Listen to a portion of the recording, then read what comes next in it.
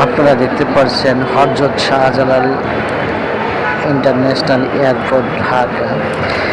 এই এয়ারপোর্টে আজ শুক্রবার প্রচুর মানুষের সমাগম। অনেক মানুষজন বিদেশে যাচ্ছে এবং বিদেশ থেকে প্রচুর মানুষজন আজকে আসতেছে। প্রচণ্ড গাড়ির জ্যাম, ভিতরে পার্কিংয়ে প্রচণ্ড জ্যাম।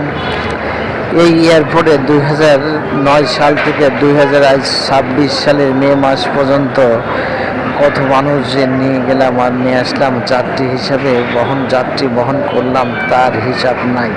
এবং অনেক আত্মীয় স্বজনকে এখানে রিসিভ করতে আসলাম এবং দিয়ে এখান থেকে বিদায় দিতে আসলাম, তার কোনো ঠিক নেই।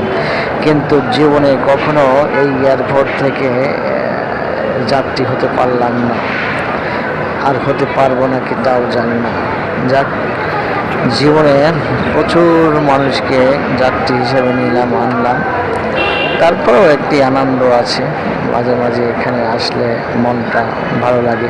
সারা বাংলাদেশের প্রত্যেকটা জেলার ম্যাক্সিমাম জেলার থেকে এখানে আসে।